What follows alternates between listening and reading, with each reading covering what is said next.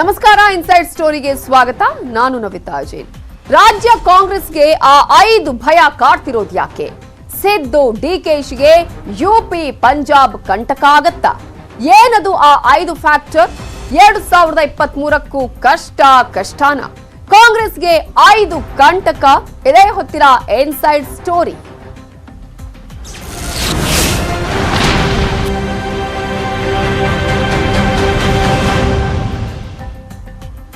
ನಾವೀಗ ಹೇಳ್ತಾ ಇರುವಂತಹ ಈ ಸುದ್ದಿ ಇದು ರಾಜ್ಯ ರಾಜಕಾರಣದ ಮಹಾಸ್ಫೋಟಕ ಸುದ್ದಿ.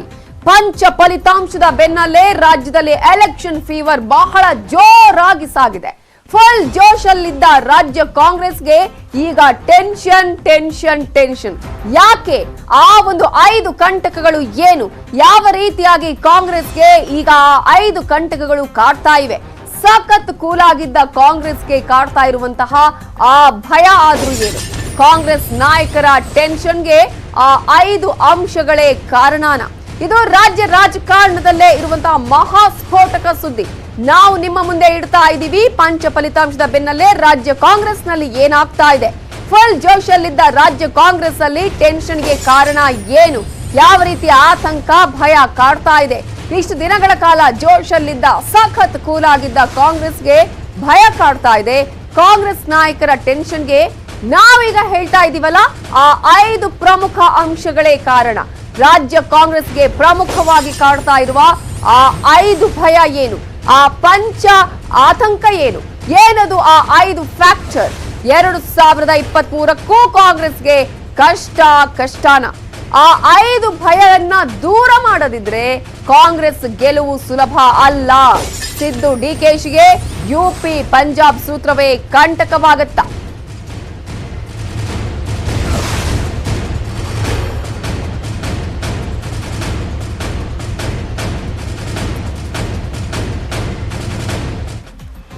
ಹಾಗಾದ್ರೆ ಕಾಂಗ್ರೆಸ್ಗೆ ಆ 5 ಭಯ ಏನು? 5 ಟೆನ್ಷನ್ ಏನು? ಪಂಚ ಆತಂಕ ಏನು? ನಾವು ನಿಮ್ಮ ಮುಂದೆ ಇಡ್ತಾ ಹೋಗ್ತೀವಿ ನೋಡಿ. ಕಂಟಕ 1, ಸಿದ್ದು ವರ್ಸಸ್ ಡಿಕೆಶಿ. ಕಾಂಗ್ರೆಸ್ಗೆ ಆಂತರಿಕ ಭಿನ್ನಮತವೇ ಬಹುದೊಡ್ಡ ಸವಾಲು. ಹಲವು ದಿನಗಳಿಂದಲೂ ಎಲ್ರಿಗೂ ಗೊತ್ತಿರುವ ವಿಚಾರ. ಅದರಲ್ಲೂ ಸಿದ್ದರಾಮಯ್ಯ ವರ್ಸಸ್ ಡಿಕೆಶಿ ನಡುವೆ ಶೀತಲ ಸಮರವೇ ಇದೆ. ಎಲ್ಲಾ ಕಡೆಗಳಲ್ಲೂ ಅದು ಜಾಹೀರಾಗ್ತಾ ಇರುವಂತದನ್ನ ನಾವು ನೋಡ್ತಾ ಇದ್ದೀವಿ. ಪಂಜಾಬ್ನಲ್ಲಾದ ರೀತಿಯಲ್ಲೇ ಇಲ್ಲೂ ಕೂಡ ಕಿತ್ತಾಟ ಆಡಿದ್ರೆ ನಾಯಕತ್ವ ಸ್ಥಾನಕ್ಕಾಗಿ ಈ ರೀತಿಯಾದಂತಹ ಒಂದು ಆಂತರಿಕ ಕಚ್ಚಾಟವನ್ನ ಕಂಟಿನ್ಯೂ ಮಾಡಿದ್ರೆ ಇಲ್ಲಿ ಕಷ್ಟ ಆಗತ್ತೆ. ಕೂಸು ಹುಟ್ಟುವ ಮೊದಲೇ ಕುಲಾವಿ ಅನ್ನುವಂತೆ ಸಿಎಂ ಅಭ್ಯರ್ಥಿಯ ಚರ್ಚೆ ಆಗ್ತಾ ಇದೆ. ನಾನೇ ನಾಯಕ ಅನ್ನುವ ರೀತಿಯಲ್ಲಿ ಬಿಂಬಿತಗಳನ್ನು ಮಾಡುವಂತಹ ಪ್ರಯತ್ನಗಳನ್ನ ಮಾಡ್ತಿದ್ದಾರೆ. ಟಿಕೆಟ್ ಕೊಡುವಾಗ್ಲೂ ತಮ್ಮ ಪರವಾದಂತಹ ಅಭ್ಯರ್ಥಿಯನ್ನ ಕಣಕ್ಕಿಳಿಸಲು ಪ್ರಯತ್ನವನ್ನ ಮಾಡಲಾಗ್ತಾ ಇದೆ. ಪಕ್ಷ ಅಧಿಕಾರಕ್ಕೆ ತರೋಕ್ಕಿಂತಲೂ ಇಲ್ಲಿ ಪಕ್ಷದಲ್ಲಿ ನಮ್ಮ ಹಿಡಿತ ಇರಬೇಕು, ಅದನ್ನ ಸಾಧಿಸುವಂತಹ ಪ್ರಯತ್ನ ಬಹಳ ಜೋರಾಗಿ ಕಾಂಗ್ರೆಸ್ನಲ್ಲಿ ನಡೀತಾ ಇದೆ. ಈ ರೀತಿಯಾದಂತಹ ಭಿನ್ನಮತ ಹೆಚ್ಚಾದ್ರೆ ಕಾರ್ಯಕರ್ತರ ನಡುವೆ ಹುಮ್ಮಸ್ಸು ಕಡಿತ ಆಗತ್ತೆ. ಯಾಕೆ ಮಾಡಬೇಕು, ನಾವು ಕಾಂಗ್ರೆಸ್ನಲ್ಲಿ ಇದ್ದುಕೊಂಡು ಯಾವುದೇ ರೀತಿಯಾದ ಪ್ರಯೋಜನ ಇಲ್ಲ ಅನ್ನುವ ಮನಸ್ಥಿತಿ ಬರುತ್ತೆ. ಅವರಲ್ಲಿ ಆತ್ಮವಿಶ್ವಾಸ ಕುಗ್ಗುತ್ತೆ.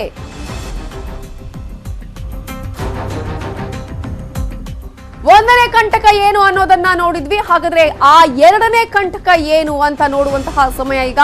ಕಂಟಕ 2, ಎಸ್ಡಿಪಿಐ ಮತ್ತು ಎಐಎಂಐಎಂ. ಇದುವೇ 2ನೇ ಕಂಟಕ. ಇದ್ರ ಬಗ್ಗೆ ಎಕ್ಸ್ಪ್ಲೇನ್ ಮಾಡ್ತಾ ಹೋಗ್ತೀವಿ ನೋಡಿ.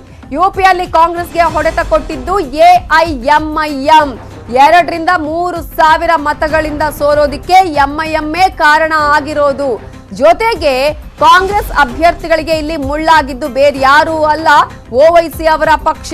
ಯುಪಿಯಂತೆ ಕರ್ನಾಟಕದಲ್ಲೂ ಕೂಡ ಈಗ ಎಸ್ಡಿಪಿಐ ಎಐಎಂಐಎಂ ಸ್ಟ್ರಾಂಗ್ಗೆ ಪ್ಲಾನ್ಗಳನ್ನ ಮಾಡ್ಕೊಳ್ಳಲಾಗ್ತಾ ಇದೆ. ಅದು ಆಲ್ರೆಡಿ ಈಗಾಗಲೇ ಕಾಣಿಸ್ತಾ ಇದೆ ಬೇರೆ ಬೇರೆ ಕಡೆಗಳಲ್ಲಿ.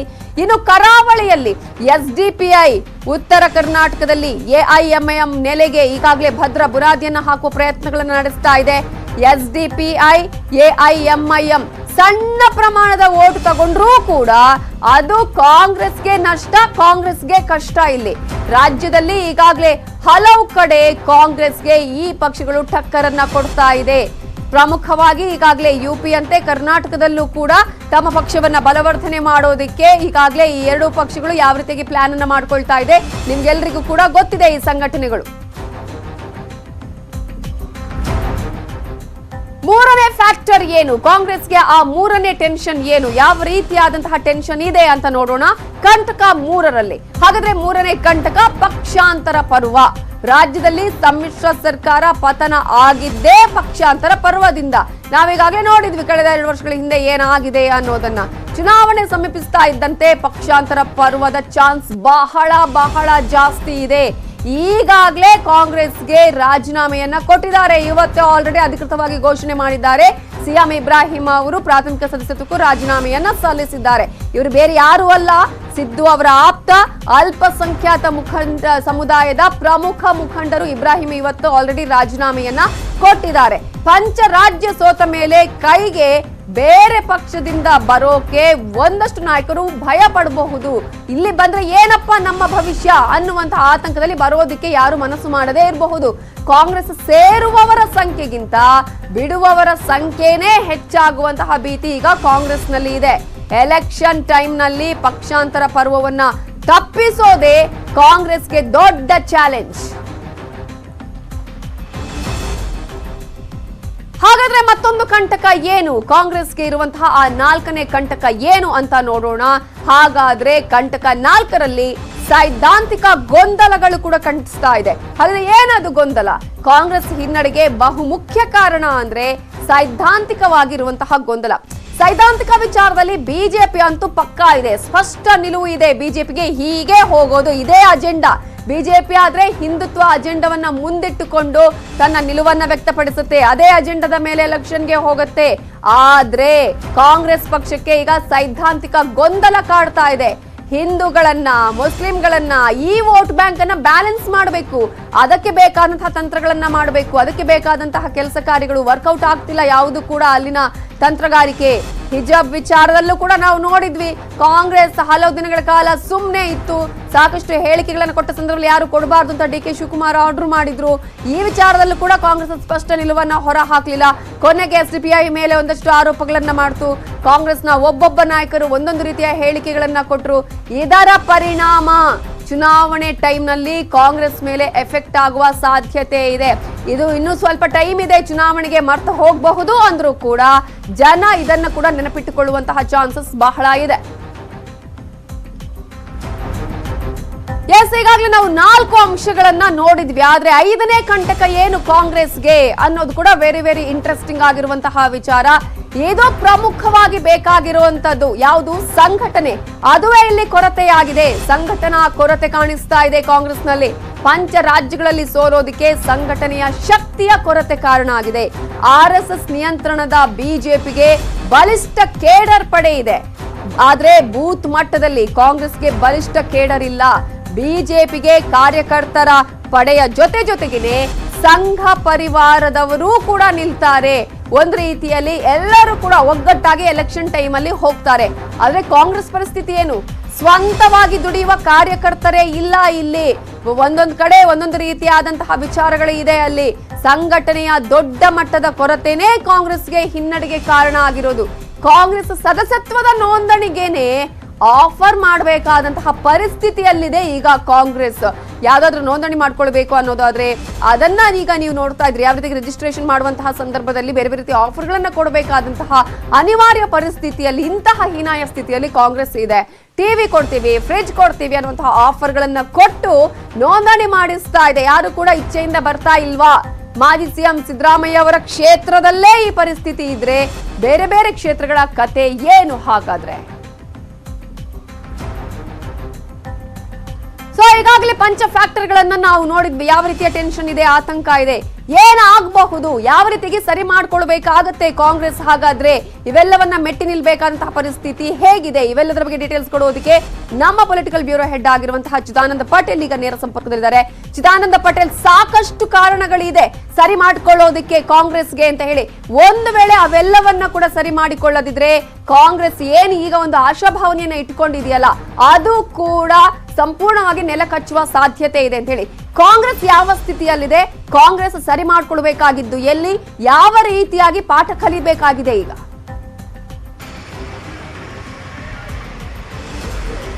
ನವಿತಾ ಜೈನ್, ಪಂಚರಾಜ್ಯ ಚುನಾವಣೆಯಲ್ಲಿ 4 ರಾಜ್ಯಗಳಲ್ಲಿ ಬಿಜೆಪಿ ಮತ್ತೆ ಅಧಿಕಾರಕ್ಕೆ ಬಂದಿರುವಂಥದ್ದು ಕರ್ನಾಟಕ ಕಾಂಗ್ರೆಸ್ನಲ್ಲಿ ಇನ್ನಿಲ್ಲದ ಚಿಂತೆಗೆ ಕಾಡ್ತಿರುವಂಥದ್ದು. ಯಾಕಂತ ಹೇಳಿದ್ರೆ ದಕ್ಷಿಣ ಭಾರತದ ಹೆಬ್ಬಾಗಲಾಗಿರ್ತಕ್ಕಂಥ ಕರ್ನಾಟಕ ಕೂಡ ಬಿಜೆಪಿಗೆ ಬಹುಮುಖ್ಯವಾಗಿರುವಂಥದ್ದು. ಹಾಗಾಗಿ ಕರ್ನಾಟಕದ ಕೂಡ ಬಿಜೆಪಿ ಮುಂದಿನ ದಿನಗಳಲ್ಲಿ ಅಂದರೆ ಹೈಕಮಾಂಡ್ ಲಕ್ಷ್ಯವನ್ನು ವಹಿಸ್ತಕ್ಕಂಥದ್ದು.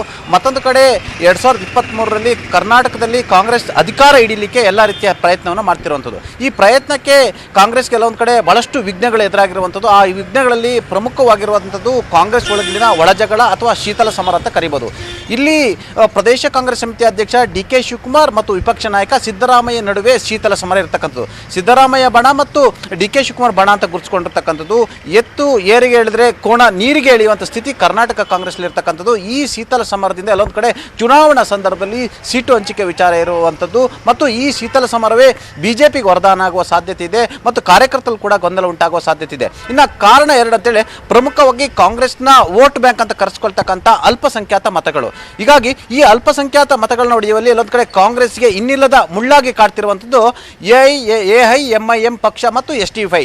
ಈ ಹಿಂದೆ ಕೂಡ ಹಲವಾರು ಬಾರಿ ಒಂದು ಕಡೆ ಕರಾವಳಿ ಭಾಗದಲ್ಲಿ STFI ಸ್ಟ್ರಾಂಗ್ ಇದ್ರೆ, ಉತ್ತರ ಕರ್ನಾಟಕ ಭಾಗದಲ್ಲಿ ಹೈದರಾಬಾದ್ ಮೂಲದ AIMIM ತಮ್ಮ ಅಭ್ಯರ್ಥಿಗಳನ್ನ ಹಾಕುವ ಮುಖಾಂತರ ಕಾಂಗ್ರೆಸ್ನ ಸಂಪ್ರದಾಯ ಮತದಾರರು ಆಗಿರ್ತಕ್ಕಂಥ, ಕಾಂಗ್ರೆಸ್ನ ಗಟ್ಟಿ ಮತದಾರರಾಗಿರ್ತಕ್ಕಂಥ ಅಲ್ಪಸಂಖ್ಯಾತ ಮತಗಳನ್ನು ಕೀಳುವ ಮುಖಾಂತರ ಕಾಂಗ್ರೆಸ್ ಕೆಲವೊಂದು ಕಡೆ ಹಲವಾರು ಕಡೆಗಳಲ್ಲಿ ಸೋಲಿನ ಹೊಡೆತವನ್ನು ಕೊಡ್ತಿರ್ತಕ್ಕಂಥದ್ದು.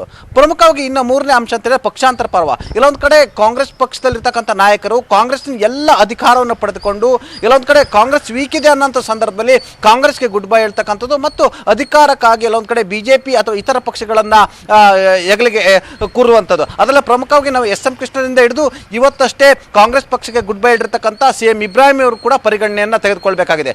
ಕಾಂಗ್ರೆಸ್ನಲ್ಲಿ ಎಲ್ಲವನ್ನೂ ಪಡೆದುಕೊಂಡಂಥ CM ಇಬ್ರಾಹಿಂ ಅವರು ಇದೀಗ ಕಾಂಗ್ರೆಸ್ ಬಗ್ಗೆ ಗುಡ್ ಬೈ ಹೇಳುವ ಮುಖಾಂತರ ಕಾಂಗ್ರೆಸ್ ಪಕ್ಷಕ್ಕೆ ಎಷ್ಟು ಡ್ಯಾಮೇಜ್ ಮಾಡಬೇಕು ಅಷ್ಟು ಡ್ಯಾಮೇಜ್ ಮಾಡಲಿಕ್ಕೆ ಮುಂದಾಗಿರುವಂಥದ್ದು. ಆ ಮುಖಾಂತರ ಕಾಂಗ್ರೆಸ್ ಒಳಗಿರ್ತಕ್ಕಂಥ ಬಡ ರಾಜಕೀಯ ಇರ್ಬೋದು ಮತ್ತು ಒಣ ರಾಜಕೀಯದ ಬಗ್ಗೆ ಈ CM ಇಬ್ರಾಹಿಂ ಅವರು ಅಸ್ತ್ರವಾಗಿ ಕಾಂಗ್ರೆಸ್ ವಿರುದ್ಧ ಇನ್ನು ಮುಂದೆ ವಾಗ್ದಾಳಿ ನಡೆಸ್ತಾರೆ ಮತ್ತು ಚುನಾವಣಾ ಸಂದರ್ಭದಲ್ಲಿ ಕಾಂಗ್ರೆಸ್ನ ಅನೇಕ ನಾಯಕರುಗಳೆಲ್ಲ ಒಂದು ಕಡೆ ಪಕ್ಷ ತೊರೆಯುವ ಸಾಧ್ಯತೆ ಇರೋದ್ರಿಂದ ಇದು ಪಕ್ಷಾಂತರ ಪರ್ವ ಕೂಡ ಕಾಂಗ್ರೆಸ್ಗೆ ಇನ್ನಿಲ್ಲದ ಚಿಂತೆಯಾಗಿ ಕಾಡ್ತಿರುವಂಥದ್ದು. ಇನ್ನು ಪ್ರಮುಖವಾಗಿ ಇಲ್ಲಿ 4ನೇ ಅಂಶ ಅಂತ ಹೇಳಿದ್ರೆ ಕಾಂಗ್ರೆಸ್ನಲ್ಲಿ ಕೇಡರ್ ಇಲ್ಲ. ಯಾಕಂತ ಹೇಳಿದ್ರೆ ಬಿಜೆಪಿಯಲ್ಲಿ ಬೂತ್ ಮಟ್ಟದಲ್ಲಿ ಕೆಲಸ ಮಾಡುವಂಥವ್ರು ಇದ್ದಾರೆ, ಸ್ವಂತ ಹಣ ಹಾಕಿ ಕೆಲಸ ಮಾಡುವಂಥವ್ರಿದ್ದಾರೆ ಮತ್ತು ಬಿಜೆಪಿಗೆ RSS ಎಂಬ ಸಂಘಟನೆ ಇದೆ, ವಿಶ್ವ ಹಿಂದೂ ಪರಿಷತ್ ಎಂಬ ಸಂಘಟನೆ ಇದೆ, ಹಿಂದೂ ಪರ ಸಂಘಟನೆಗಳಿದ್ದಾವೆ. ಇವರೆಲ್ಲರೂ ಕೂಡ ತಮ್ಮ ಮನೆಯ ಕೆಲಸ ಅಂತ ಅನ್ನೋ ರೀತಿಯಲ್ಲಿ ತಮ್ಮ ಪಕ್ಷದ ಕೆಲಸ ಮತ್ತು ಗೆಲ್ಲೇಬೇಕಂತ ಹಠ ಹಿಡಿದು ಬೂತ್ ಮಟ್ಟದಲ್ಲಿ ತಾವು ಕೂಡ ಪಕ್ಷದಿಂದ 1 ರೂಪಾಯಿಯನ್ನು ಕೂಡ ಎಕ್ಸ್ಪೆಕ್ಟೇಷನ್ ಮಾಡದಲ್ಲೇ ಇವರು ಕೆಲಸವನ್ನು ಮಾಡ್ತಾರೆ. ಆದರೆ ಕಾಂಗ್ರೆಸ್ಗೆ ಬೂತ್ ಮಟ್ಟದಲ್ಲಿ ಏನು ಕಾಂಗ್ರೆಸ್ ಪರವಾಗಿ ಕೆಲಸ ಮಾಡ್ತಕ್ಕಂಥ ಕೇಡರ್ ಇಲ್ಲ.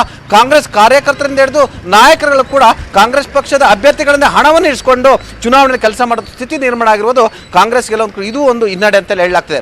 ಇನ್ನು ಕಾಂಗ್ರೆಸ್ಗೆ ಇನ್ನೊಂದು ಅತಿ ದೊಡ್ಡ ಸಮಸ್ಯೆ ಅಂತ ಹೇಳಿದ್ರೆ ಕಾಂಗ್ರೆಸ್ಗೆ ಸೈದ್ಧಾಂತಿಕ ನಿಲುವಿಲ್ಲ. ಅಂದರೆ ಯಾವುದೇ ವಿಚಾರದಲ್ಲಿ ತನ್ನ ಸ್ಪಷ್ಟವಾದ ಏಕಮುಖವಾದ ಸ್ಟ್ಯಾಂಡ್ ಅನ್ನು ಕಾಂಗ್ರೆಸ್ ಯಾವತ್ತೂ ವಹಿಸ್ಕೊಳ್ತಿಲ್ಲ. ಯಾಕಂತ ಹೇಳಿದ್ರೆ ತಾವು ಗಮನಿಸಬಹುದು, ಹಿಜಾಬ್ ವಿಚಾರ ಇರ್ಬೋದು ಅಥವಾ ಬೇರೆ ಬೇರೆ ವಿಚಾರ ಇರ್ಬೋದು, ಕಾಂಗ್ರೆಸ್ ತನ್ನ ಸ್ಪಷ್ಟವಾದ ನಡೆ ಕೂಡ ಎಲ್ಲೂ ಕೂಡ ವ್ಯಕ್ತವಾಗ್ತಿಲ್ಲ. ಯಾಕಂತ ಹೇಳಿದ್ರೆ ಬಿಜೆಪಿ ಒಂದು ಕಡೆ ತಾನು ಹಿಂದುತ್ವದ ಅಜೆಂಡಾ ಇಟ್ಕೊಂಡು ನೇರವಾಗಿ ಮತ್ತು ಬಹಿರಂಗವಾಗಿ ತಾವು ಹಿಂದೂ ಪರ ಸಂಘಟನೆ ಮತ್ತು ಹಿಂದುತ್ವದ ಪರವಾಗಿ ನಾವು ಕೆಲಸ ಮಾಡ್ತೀವಿ ಅಂತ ಹೇಳ್ತಿದ್ರು. ಆದ್ರೆ ಕಾಂಗ್ರೆಸ್ ಒಂದು ಕಡೆ ಅಲ್ಪಸಂಖ್ಯಾತರ ಮೇಲೂ ಕೂಡ ಪ್ರೀತಿ, ಈಗ ಇತರ ಹಿಂದೂ ಮತದಾರರ ಮೇಲೂ ಕೂಡ ಆಸೆ. ಹಾಗಾಗಿ ಎಲ್ಲ ಒಂದ್ ಕಡೆ ಇದು ಕಾಂಗ್ರೆಸ್ನ ಈ ಒಂದು ಡಬಲ್ ಸ್ಟ್ಯಾಂಡರ್ಡ್ ಕಾಂಗ್ರೆಸ್ಗೆ ಬಹಳಷ್ಟು ಕೊರತೆ ಆಗಿರುವಂಥದ್ದು. ಇವೆಲ್ಲವನ್ನು ಎಲ್ಲ ಒಂದ್ ಕಡೆ ಕಾಂಗ್ರೆಸ್ ಸೂಕ್ಷ್ಮವಾಗಿ ಸರಿಪಡಿಸಿದ್ರೆ 2023ರಲ್ಲಿ ಬಿಜೆಪಿ ಆಂಟಿ ಎಸ್ಟಾಬ್ಲಿಷ್ಮೆಂಟ್ ಅನ್ನ ಮತಗಳಾಗಿ ಪರಿವರ್ತನೆ ಮಾಡಿ ಗೆಲ್ಲುವ ಸಾಧ್ಯತೆ ಹೆಚ್ಚು ಅಂತೆಲ್ಲ ಕೂಡ ಹೇಳಲಾಗ್ತಿರುವಂಥದ್ದು. ಆದ್ರೆ ಕಾಂಗ್ರೆಸ್ಗೆ ಈ ಒಂದು 5 ಸಮಸ್ಯೆ ಸದ್ಯಕ್ಕೆ 2023 ಚುನಾವಣೆಗೆ ಇದು ಎಲ್ಲೊಂದು ಕೂಡ ಮಗ್ಗಲು ಮುಳ್ಳಾಗಿದೆ ಅಂತ ಹೇಳ್ಬೋದು. Navitha Jain, thank you. ಚಿದಾನಂದ ಪಟೇಲ್ ಡೀಟೇಲ್ಸ್ಗೆ. ಏನೋ ಒಂದ್ ಕಡೆ ರಾಜ್ಯ ರಾಜಕಾರಣದ ಕತೆ ಆದ್ರೆ ಕಾಂಗ್ರೆಸ್ನಲ್ಲಿ ದೆಹಲಿ ಕಥೆನು ಹೈಕಮಾಂಡ್ ಲೆವೆಲ್ ಅಲ್ಲಿ ಏನೇನು ಆಗ್ತಾ ಇದೆ ಅನ್ನೋ ಅಪ್ಡೇಟ್ಸ್ ಕೊಡ್ತೀವಿ ಬ್ರೇಕ್ ಆದ್ಮೇಲೆ. Welcome back. ಪಂಚರಾಜ್ಯಗಳ ಸೋಲಿನ ಹಿನ್ನೆಲೆಯಲ್ಲಿ ನಾಳೆ ಕಾಂಗ್ರೆಸ್ ಸಭೆ ನಡೆಯಲಿದ್ದು ದೆಹಲಿಯಲ್ಲಿ ನಾಳೆ ಮಹತ್ವದ ಕಾಂಗ್ರೆಸ್ ಕಾರ್ಯಕಾರಿಣಿ ಸಭೆ ನಡೆಯಲಿದೆ. ಸೋನಿಯಾ ಗಾಂಧಿ ಅವರ ನೇತೃತ್ವದಲ್ಲೇ ಈ ಒಂದು ಸಭೆ ನಡೆಯಲಿದ್ದು ಪಂಚರಾಜ್ಯಗಳ ಸೋಲಿನ ಬಳಿಕ ಮೊದಲ ಸಭೆ ಇದು. ಕರ್ನಾಟಕದ 2023ರ ಚುನಾವಣೆ ಹಿನ್ನೆಲೆಯಲ್ಲಿ ಕೆಲವೊಂದು ಪ್ರಮುಖ ನಿರ್ಧಾರಗಳನ್ನು ತೆಗೆದುಕೊಳ್ಳುವ ಸಾಧ್ಯತೆ ಇದೆ. ಕಾರ್ಯಕಾರಿ ಸಭೆಯಲ್ಲಿ ಆಂತರಿಕ ಕಚ್ಚಾಟದ ಬಗ್ಗೆಯೂ ಚರ್ಚೆ ನಡೆಯುವಂತಹ ಸಾಧ್ಯತೆ ಇದೆ. ಪಕ್ಷದಲ್ಲಿನ ಆಂತರಿಕ ಕಚ್ಚಾಟಗಳಿಗೆ ಫುಲ್ ಸ್ಟಾಪ್ ಹಾಕುವಂತಹ ಸಾಧ್ಯತೆ ಇದ್ದು ಸಿದ್ದರಾಮಯ್ಯ ಮತ್ತು ಡಿಕೆ ಶಿವಕುಮಾರ್ ನಡುವೆ ಏನೇನು ಆಂತರಿಕ ಕಚ್ಚಾಟಗಳಾಗ್ತಾ ಇದೆ ಅದರ ಬಗ್ಗೆ ಈಗಾಗಲೇ ಚರ್ಚೆಯಾಗುವ ಸಾಧ್ಯತೆ ಇದೆ. ಹಾಗೇನೆ ಮತ್ತೊಂದು ಕಡೆ ಸಿದ್ದರಾಮಯ್ಯ ಡಿಕೆ ಶಿವಕುಮಾರ್ ಬಗ್ಗೆಯೂ ಚರ್ಚೆ ನಡೆಯುವ ಸಾಧ್ಯತೆ ಇದ್ದು ಸಭೆಯ ಬಳಿಕ ಇಬ್ಬರಿಗೂ ಖಡಕ್ ಎಚ್ಚರಿಕೆ ಕೊಡುವ ಸಾಧ್ಯತೆ ಇದೆ. ರಾಜ್ಯ ಕಾಂಗ್ರೆಸ್ ಉಸ್ತುವಾರಿಯನ್ನ ಬದಲಾವಣೆ ಮಾಡುವ ಬಗ್ಗೆಯೂ ಕೂಡ ನಾಳೆಯ ಒಂದು ಸಭೆಯಲ್ಲಿ ಚರ್ಚೆಯಾಗುವ ಸಾಧ್ಯತೆ ಇದೆ.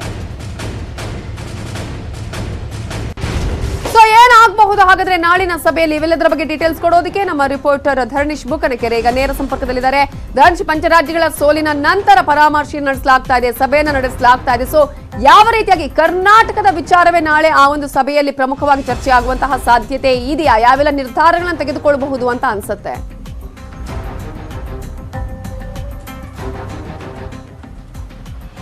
ನಾಳಿನ ಕಾಂಗ್ರೆಸ್ ಕಾರ್ಯಕಾರಿಣಿ ಸಭೆಯಲ್ಲಿ ಮುಖ್ಯವಾಗಿ ಮುಂದೆ ಕಾಂಗ್ರೆಸ್ ಹೇಗೆ ಕೆಲಸವನ್ನು ನಿರ್ವಹಿಸಬೇಕು, ಜೊತೆಗೆ ಈಗ ಆಗಿರುವಂತಹ ಚುನಾವಣಾ ಸೋಲಿಗೆ ಯಾವ ರೀತಿಯಲ್ಲಿ ನಾವು ತಕ್ಕ ಪಾಠವನ್ನು ಕಲಿಬೇಕು ಅನ್ನುವ ನಿಟ್ಟಿನಲ್ಲಿ ಚರ್ಚೆ ಆಗುತ್ತೆ. ಅದರಲ್ಲಿ ಪ್ರಮುಖವಾದಂಥ ಸಂಗತಿ ಏನು ಅಂತಂದರೆ, ಈಗ 5 ರಾಜ್ಯಗಳ ಚುನಾವಣಾ ಉಸ್ತುವಾರಿಗಳು ಮತ್ತು ಆ 5 ರಾಜ್ಯಗಳ ಪಕ್ಷದ ಕಾಂಗ್ರೆಸ್ ಅಧ್ಯಕ್ಷರನ್ನ ರಾಜೀನಾಮೆ ಕೊಡಲಿಕ್ಕೆ ಸೂಚಿಸ್ತಾರೆ ಅಂತ ಹೇಳಲಾಗ್ತಿದೆ. ಯಾಕೆ ಅಂತಂದರೆ, ಈಗ ಯಾರೋ ಅಧಿಕಾರ ತೆಗೆಸ್ಕೊಳ್ಳೋದು, ಹುದ್ದೆ ಗಿಟ್ಟಿಸ್ಕೊಳ್ಳೋದು, ಆ ನಂತರದಲ್ಲಿ ಅವ್ರು ಏನೋ ಅವ್ರದ್ದೊಂದು ಪರ್ಫಾರ್ಮ್ ಮಾಡೋದು, ಆಮೇಲೆ ಸೋತ್ರು ಗೆದ್ರು ಅವ್ರ ಪಾಡಿಗೆ ಅವ್ರು ಇರೋದು ಅನ್ನೋ ರೀತಿ ಆಗಬಾರ್ದು. ಯಾವುದಾದ್ರೂ ಒಂದು ಹುದ್ದೆ ವಹಿಸ್ಕೊಂಡ್ರೆ ಅದು ರಾಜ್ಯಾಧ್ಯಕ್ಷ ಸ್ಥಾನ ಇರಲಿ ಅಥವಾ ಉಸ್ತುವಾರಿ ಸ್ಥಾನಗಳಾದರೂ ಇರಲಿ, ಅವುಗಳಿಗೆ ಅವರು ಉತ್ತರದಾಯಿಯಾಗಿರಬೇಕು, ಜವಾಬ್ದಾರಿಯನ್ನು ನಿರ್ವಹಿಸಬೇಕು, ಹೊಣೆಗಾರರು ಅವರೇ ಆಗಬೇಕು ಅನ್ನುವ ನಿಟ್ಟಿನಲ್ಲಿ ಈ ಎಲ್ಲರಿಂದ ರಾಜೀನಾಮೆಯನ್ನು ಪಡ್ಕೊಳ್ತಾರೆ ಅಂತ ಹೇಳಲಾಗ್ತಿದೆ. ಅದರಲ್ಲೂ ಮುಖ್ಯವಾಗಿ ಉತ್ತರ ಪ್ರದೇಶದ ಉಸ್ತುವಾರಿಯಾಗಿದ್ದಂತಹ ACC ಪ್ರಧಾನ ಕಾರ್ಯದರ್ಶಿ ಪ್ರಿಯಾಂಕಾ ಗಾಂಧಿ ಅವರಿಂದನೂ ಕೂಡ, ಯಾಕೆಂದರೆ ಅಂಥ ನಾಯಕಿಗೆ ಬಿಟ್ಟಿಲ್ಲ ಪಕ್ಷ ಕ್ರಮ ಕೈಗೊಂಡಿದೆ ಅಂದರೆ ನಾಳೆ ನಮಗೆ ವಹಿಸಿದ ಜವಾಬ್ದಾರಿಗಳನ್ನು ನಾವು ಸಮರ್ಥವಾಗಿ ನಿರ್ವಹಿಸಬೇಕು ಅನ್ನುವಂತಹ ಒಂದು ಎಚ್ಚರಿಕೆ ಎಲ್ಲ ನಾಯಕರಿಗೆ ಹೋಗಬೇಕು ಎನ್ನುವ ಹಿನ್ನೆಲೆಯಲ್ಲಿ ಕಾಂಗ್ರೆಸ್ ಕಾರ್ಯಕಾರಿಣಿ ಸಭೆಯಲ್ಲಿ ಈ ಮಹತ್ವದ ನಿರ್ಧಾರ ಕೈಗೊಳ್ಳಲಾಗುತ್ತೆ ಅಂತ ತಿಳಿದು ಬಂದಿದೆ. ಇದು ನಂಬರ್ 1. ನಂಬರ್ 2, AICCನಲ್ಲಿ ಆಮೂಲಾಗ್ರ ಬದಲಾವಣೆ ಆಗುತ್ತೆ ಅನ್ನುವಂಥ ಮಾಹಿತಿಗಳು ಕೂಡ ಕೇಳಿಬರ್ತಿದ್ದಾವೆ. ಆಮೂಲಾಗ್ರ ಬದಲಾವಣೆ ಅಂದರೆ ಏನು? ಒಂದು, AICC ಅಧ್ಯಕ್ಷರ ನೇಮಕ ಮಾಡೋದು. ಈಗಾಗಲೇ ಅದಕ್ಕೆ ಸಂಬಂಧಪಟ್ಟಂತೆ ಕಾಂಗ್ರೆಸ್ ಸಾಂಸ್ಥಿಕ ಚುನಾವಣೆಗಳ ಪ್ರಕ್ರಿಯೆಗಳು ನಡೀತಾ ಇದ್ದಾವೆ. ಸೊ ಅದನ್ನು ಫುಲ್ಫಿಲ್ ಆಗುತ್ತೆ, ಇನ್ನೊಂದು 4-5 ತಿಂಗಳಲ್ಲಿ ಆಗುತ್ತೆ. ಬಟ್ ಸ್ಟಿಲ್ ಅದು ನಾಳೆ ಚರ್ಚೆ ಆಗುತ್ತೆ. ಅದಲ್ಲದೆ AICCಯ ಪದಾಧಿಕಾರಿಗಳ ಪುನರ್ರಚನೆ, ಯಾಕೆಂದರೆ ಈಗ ಪಕ್ಷವನ್ನು ಸಂಘಟಿಸಬೇಕು ಅಂದರೆ, ಈಗ ನೋಡಿ ಫಾರ್ ಎಕ್ಸಾಂಪಲ್ ಸಾಲು ಚುನಾವಣೆಗಳಿದ್ದಾವೆ. ಈ ವರ್ಷದ ಕಡೆಗೆ ಗುಜರಾತ್ ಮತ್ತು ಹಿಮಾಚಲದ ಚುನಾವಣೆ ಇದೆ, ಅದರ ನಂತರದಲ್ಲಿ ಕರ್ನಾಟಕದ ಚುನಾವಣೆ ಇದೆ, ಅದಾದಮೇಲೆ 2024ಕ್ಕೆ ಸಾರ್ವತ್ರಿಕ ಚುನಾವಣೆ, ಲೋಕಸಭಾ ಚುನಾವಣೆ ಬರ್ತಿದೆ. ಸೊ ಈಗ ಸಾಲು ಚುನಾವಣೆ ಬರ್ತಿರೋದ್ರಿಂದ ಕಾಂಗ್ರೆಸ್ ಪಕ್ಷದಲ್ಲಿ ಹಲವಾರು ಜವಾಬ್ದಾರಿಗಳನ್ನು ವಿಂಗಡಣೆ ಮಾಡಬೇಕಾಗಿದೆ ಮತ್ತು ಸಮರ್ಥವಾಗಿ ನಿರ್ವಹಿಸೋ ರೀತಿಯಲ್ಲಿ ಮಾಡಬೇಕಾಗತ್ತೆ. ಸೊ ಆ ಕಾರಣಕ್ಕೋಸ್ಕರ AICC ಪದಾಧಿಕಾರಿಗಳಲ್ಲಿ ಬಹಳ ಮಹತ್ವದ ಬದಲಾವಣೆ ಆಗುತ್ತೆ. ಆ ಬಗ್ಗೆ ಕೂಡ ನಾಳೆ ಚರ್ಚೆ ಆಗುತ್ತೆ ಅಂತ ಹೇಳಲಾಗ್ತಿದೆ. ನಂಬರ್ 3, ಕರ್ನಾಟಕದ ವಿಷಯ ಬಹಳ ಪ್ರಮುಖವಾಗಿ ಚರ್ಚೆ ಆಗುತ್ತೆ ಅನ್ನುವಂಥದ್ದು ಗೊತ್ತಾಗಿದೆ. ಇದು ಕರ್ನಾಟಕದವರಾಗಿ ನಮಗೆ ಬಹಳ ಮಹತ್ವದ ವಿಷಯ ಕೂಡ. ಏನು ಅಂದರೆ, ಪಂಜಾಬ್ನಲ್ಲಿ ಸೋತದಕ್ಕೆ ಅಲ್ಲಿ ಬಹಳ ಪ್ರಮುಖವಾದಂತಹ ಕಾರಣ ಪಕ್ಷದಲ್ಲಿ ಮುಖ್ಯಮಂತ್ರಿ ಅಂದಿನ ಮುಖ್ಯಮಂತ್ರಿ ಚರಣ್ಜಿತ್ ಸಿಂಗ್ ಚಿನ್ನಿ ಮತ್ತು ಪಕ್ಷದ ಅಧ್ಯಕ್ಷರಾದಂತಹ ನವಜೋತ್ ಸಿಂಗ್ ಸಿಧು ನಡುವಿನ ಆಂತರಿಕ ಕಲಹ ಅಥವಾ ಶೀತಲ ಸಮರದಿಂದಾಗಿಯೇ ಕಾಂಗ್ರೆಸ್ ಪಕ್ಷ ಸೋಲ್ತು ಅನ್ನುವಂಥ ಸಂಗತಿಯನ್ನು ಕಾಂಗ್ರೆಸ್ ಪಕ್ಷದವರು, ಬೇರೆಯವರು, ಪತ್ರಕರ್ತರು, ರಾಜಕೀಯ ವಿಶ್ಲೇಷಕರು ಎಲ್ಲರೂ ಹೇಳ್ತಿದ್ದಾರೆ. ಈಗ ಇದೇನು ಗುಟ್ಟಾಗಿ ಉಳಿದಿಲ್ಲ. ಸೊ ಮತ್ತೆ ಅಂಥದೇ ವಾತಾವರಣ ಕರ್ನಾಟಕದಲ್ಲಿ ಸ್ವಲ್ಪ ಮಟ್ಟಿಗೆ ಕಂಡು ಬರ್ತಿದೆ, ಯಾಕಂದರೆ ಸಿದ್ದರಾಮಯ್ಯ ಮತ್ತು DK ಶಿವಕುಮಾರ್ ನಡುವೆ. ಸೊ ಇದರಲ್ಲೂ ಕೂಡ ಈಗ ಪಂಜಾಬ್ನಲ್ಲಿ ಆದಂತಹ ತಪ್ಪು ಕರ್ನಾಟಕದಲ್ಲಿ ಆಗಬಾರ್ದು ಅನ್ನುವ ನಿಟ್ಟಿನಲ್ಲಿ ಚರ್ಚೆ ಮಾಡ್ತಾರೆ. ಸೊ ಅದಾದಮೇಲೆ ಸಭೆಯ ಬಳಿಕ ಇಬ್ಬರಿಗೂ ಕೂಡ ಇದಕ್ಕೆ ಸಂಬಂಧಪಟ್ಟಂತೆ ಸೂಚನೆಯನ್ನು ಕೊಡ್ತಾರೆ ಅನ್ನುವಂಥ ಮಾಹಿತಿಗಳು ಕೂಡ ಲಭ್ಯ ಆಗ್ತಿದ್ದಾವೆ.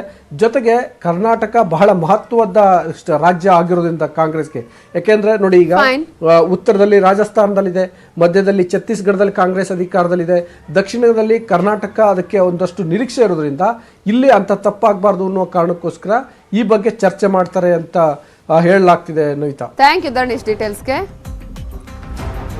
ಇದು ಇವತ್ತಿನ ಇನ್ಸೈಡ್ ಸ್ಟೋರಿ. ನೋಡ್ತಾ ಇರಿ News 18 ಕನ್ನಡ, ಜಾಲ ನಮ್ಮದು, ಬಲ ನಿಮ್ಮದು.